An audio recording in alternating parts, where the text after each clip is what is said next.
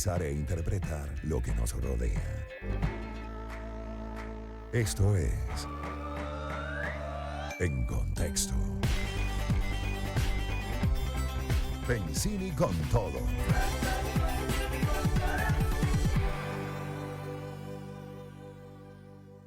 5:43 de la tarde. Vamos con nuestro próximo invitado. Tenemos al presidente de Atanálisis, Luis Vicente León, en línea. ¿Cómo estás, Luis Vicente? Bienvenido al programa. ¿Cómo te ha ido? Muy bien, Pedro. Gracias por la llamada. Gracias a ti por atendernos. Mira, tenemos una noticia y vamos a empezar por Venezuela y todo lo que es la economía, porque esta noticia nos llama la atención. Del presidente de la Cámara Nacional de Restaurantes, Iván Puerta, dijo que alrededor de 70%, 2 de cada 3 por lo menos, de los restaurantes nuevos que abrieron el país han ido cerrando sus puertas para el primer cuatrimestre de 2024. Dice que algunas personas que están entrando en este negocio lo hacen ahora con un poco más de madurez. La gente se está preocupando por entender un poco más qué tiene que hacer para que este negocio de restaurantes funcione. Bueno, nosotros que visitamos restaurantes de vez en cuando y siempre vemos que hay una nostalgia por los restaurantes de toda la vida. Hemos visto una cantidad de propuestas nuevas que han cerrado, lamentablemente. Pero esto se debe, ¿tú crees, a la crisis de consumo, a que también, como dice la noticia, que no conocen bien el negocio y montan, bueno, tienen que haber unas pérdidas extraordinarias? Para que nos cuentes, por favor, y gracias. Sí, Pedro, yo creo que es una mezcla de factores, por supuesto. No hay una sola variable que lo explique. Pero bueno, la verdad es que este proceso de crecimiento, que no solamente fue en los restaurantes, también previamente en los bodegones y también hay en el sector de farmacias, etcétera, proviene. Recuerde que el país tenía una crisis absolutamente, digamos, brutal, donde en el año 2018-2019 habían problemas críticos de abastecimiento severo, además de mucha crisis económica, y eso había como espantado cualquier tipo de inversión en Venezuela, que empieza a cambiar en el año 2021.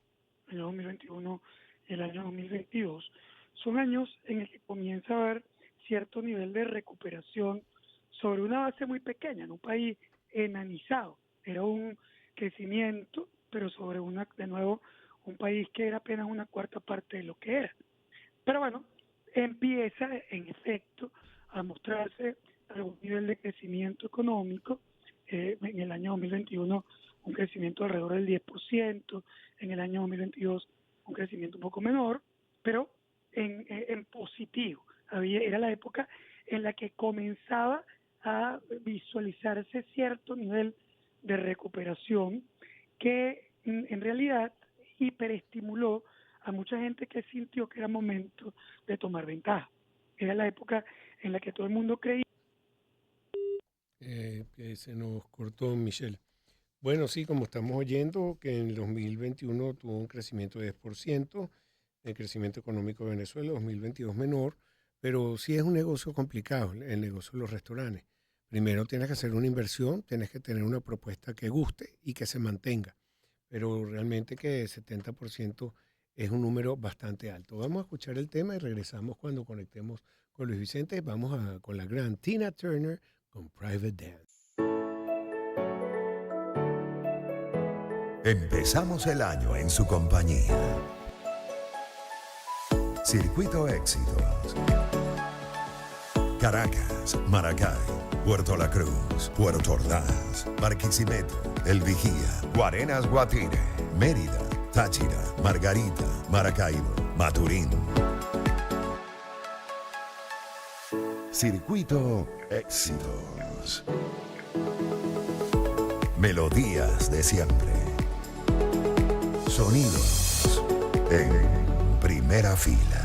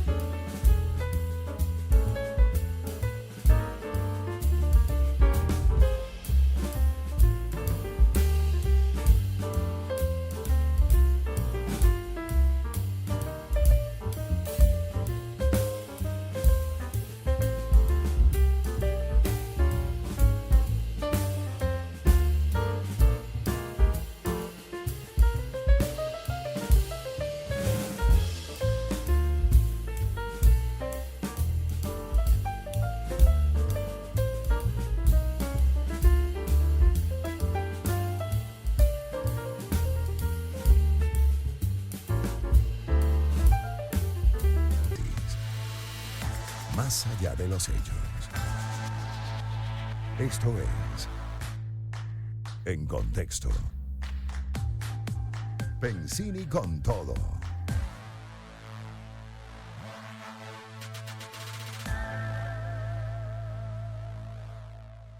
Cinco y 50 minutos, estamos Luis Vicente León de Data Análisis. Lamentablemente se nos cortó hablando sobre el cierre de restaurantes y no solamente restaurantes, otros negocios en distintas sitios que he ido y que he escuchado analistas concluyen que en Venezuela hay una crisis de consumo y parece que muchos de los inversionistas están un poco contenidos ante un escenario electoral que no sabe cuál va a ser el resultado y que siempre trae incertidumbre, no solamente Venezuela, cualquier país del mundo. Inclusive tenemos en Estados Unidos próximas elecciones entre Joe Biden y Donald J. Trump y tenemos hasta debate esta semana que nos puede aclarar un poco el panorama, que está también bastante incierto. ¿Tu opinión valiosa, Luis Vicente? Sí, bueno, decía que es una mezcla de factores, ¿no? Tú tuviste unas inversiones que se dieron en el momento en que se generó mucha expectativa positiva de crecimiento futuro, que fue el año 21 y 22, pero entonces también se concentraron las inversiones en unas cosas que la gente pensó, o algunos inversionistas pensaron que eran como la gran oportunidad, ¿no? Y ahí empezamos a ver, primero, bueno, fue aquí el tema de surgimiento de bodegones que salían básicamente como montes, y luego los restaurantes. Es decir, restaurantes por todos lados, restaurantes de todo tipo. ¿Qué pasa? Bueno, primero, yo ahí coincido completamente con el señor Puerta de la Cámara, es decir, hay sectores que son sectores, oye, que tú tienes que conocer. El sector de restaurantes no tiene que ver solamente con la inversión, con comprar un local o alquilar un local y contratar a un arquitecto porque te haga un lugar bonito.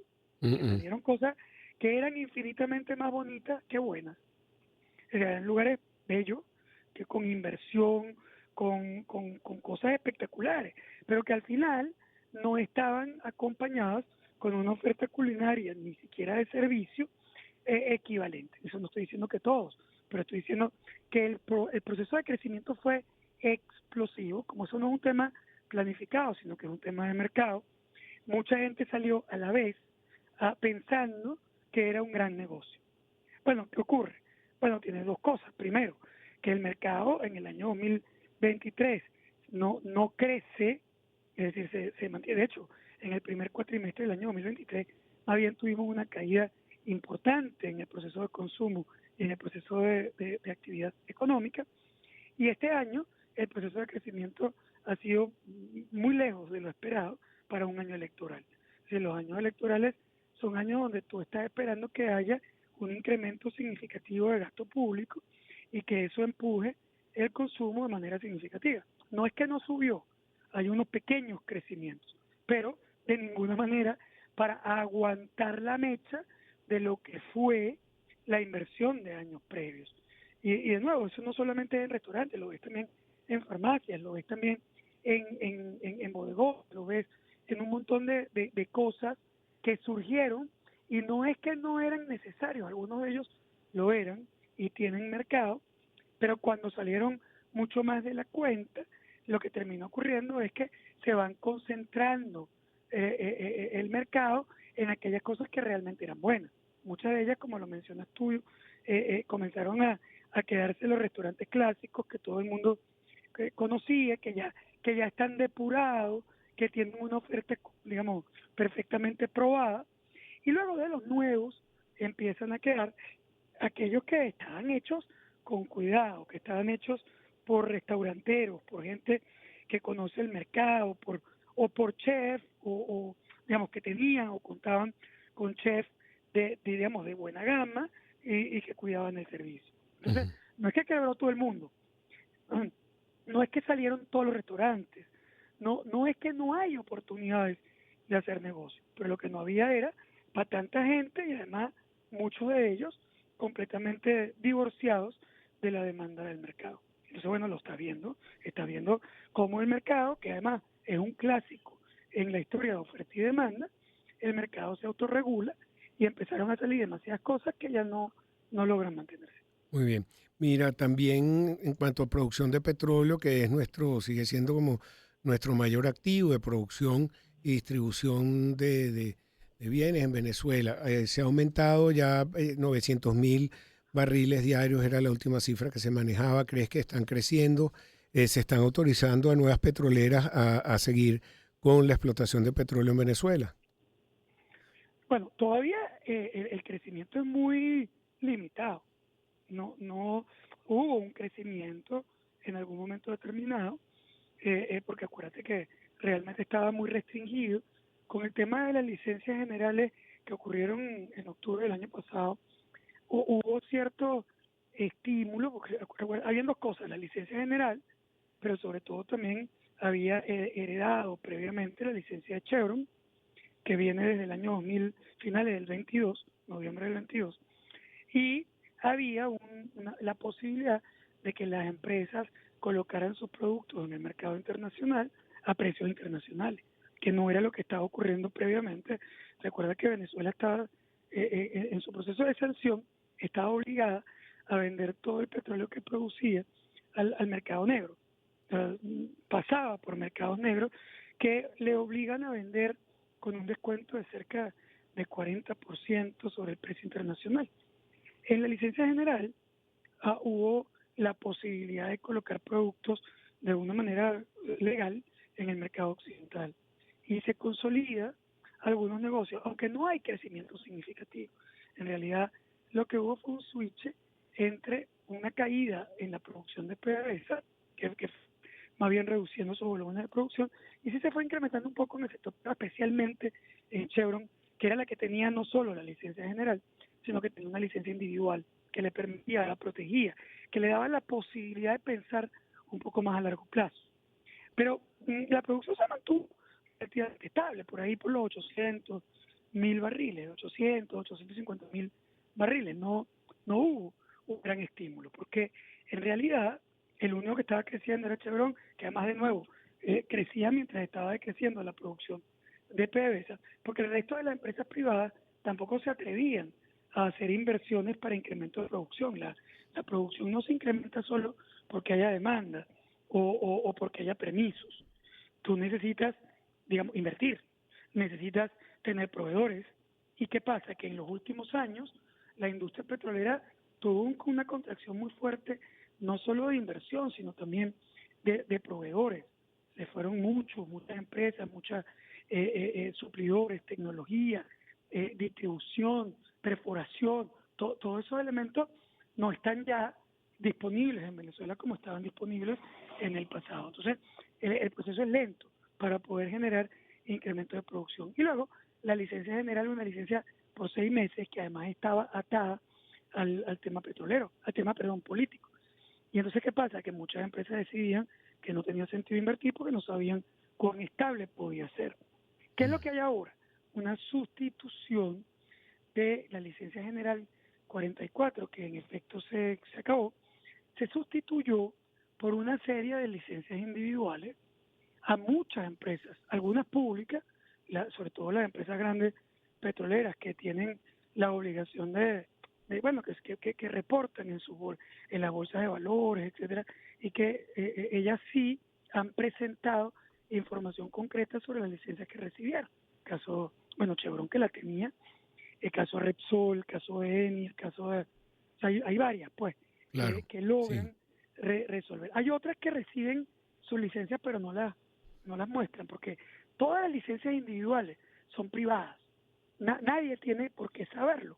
Estados Unidos las entrega, pero no las publica. Está bien. Hay un derecho. Y esas empresas que sí las recibieron tienen un estímulo, ahora sí, mucho mejor para poder realizar alguna inversión que le permita incrementar producción hacia el futuro. Yo sí creo que vamos a ver algún incremento en el futuro. Está bien. Bueno, Luis Vicente, se nos acabó el tiempo. Lástima que se nos cortó un poco la llamada, pero te hablamos la semana que viene sin falta. Muchísimas gracias. Que esté muy bien. Hasta luego. Gracias igualmente. Luis Vicente León, presidente de Data Análisis. 6 de la tarde, regresamos con más para ustedes. ¿Cuándo disminuye